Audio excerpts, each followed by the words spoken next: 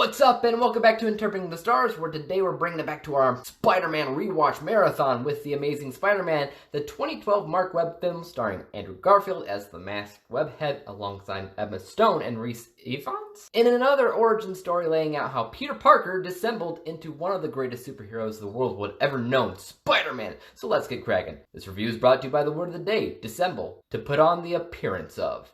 The Amazing Spider-Man is the untold story of how Peter Parker became Spider-Man and how he plans to live by his father's words of following his moral obligation to do the right thing when he befriends a brilliant one-armed scientist by the name of Curtis Connors, who used to work with Peter's father. Things go awry, however, when Connors conducts human trials on himself out of desperation, transforming himself into the Lizard, which Spider-Man must find a way to stop before the Lizard unleashes havoc upon the city.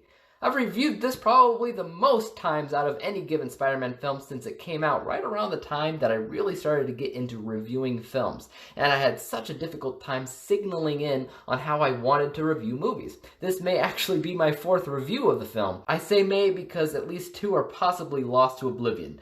That being said, I haven't reviewed the movie in nearly 7 years, so I was really interested to see how my opinion on it has changed because I never really loved this film.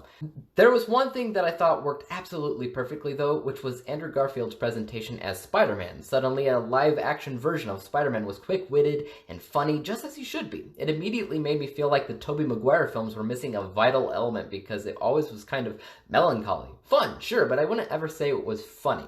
But in the same breath, I feel like because I saw Tobey Maguire as Peter Parker, they're missing a similar element in this Peter Parker, who I've always kind of seen as on the cusp of popularity. Attractive young guy, cool hair, dresses better than most people in the school, even decides to wear contacts instead of the glasses, which would have helped sell the weird, dorky persona. Stereotypical, I know, but stereotypes do exist for a reason. I mean, people know he exists in this movie. They know his name. Within 2 minutes of meeting his character, a cute girl comes up to him, knows his name, and asks him to take pictures of her boyfriend. Sure, she wasn't exactly flirting with him, but she knows who he is, and clearly she's taken the time to look at his portfolio because she also knows that he's a good photographer. That was my original take on Garfield's Parker, but I really wanted to give it another chance with my rewatch because I consider myself to be a fan of taking liberties with characters and stories and whatever, so theoretically they can do whatever they want with his character and I should be fine with it, but here's why I'm not. The best kind of superheroes, in general, are heroes that have such a huge contrast with their secret identity. Clark Kent is the mild-mannered, clumsy reporter, but Superman is this ultra-powerful symbol of hope. Two very, very different characters.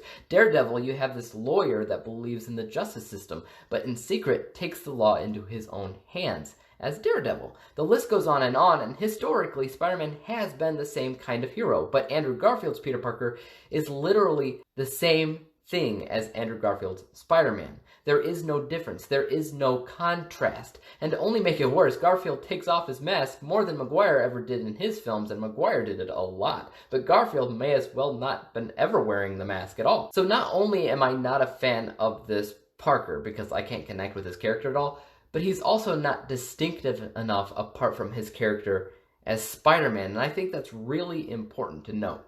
Beyond that, I don't like the suit. I'm sorry, but that weird kind of shiny leather type suit with the small dark eyes, it doesn't work for me. I do really like the suit in the sequel though. I think that's actually one of the best live action Spider-Man suits to date, but this one is really annoying to me. And finally, the plot progression of this film isn't on anything specific. It starts out, Peter's trying to discover more about his dad. That moves into trying to help Dr. Connors with his little project. And then that moves into trying to stop the Lizard. There is no overall arc.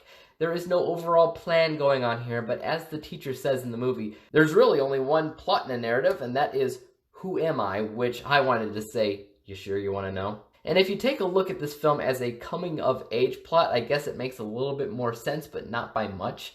I mean, he becomes Spider-Man pretty quickly, and I feel like learning responsibility is something his character is always trying to do in different ways. A better coming-of-age film for Spider-Man is obviously Homecoming. But all of this really goes into expectations as a Spider-Man fan. I want something out of Peter Parker, then I want something else out of Spider-Man. And I've gotten a little bit out of both franchises, but it wasn't really until Holland popped up that we got elements of both, which I'm sure we'll get into soon enough.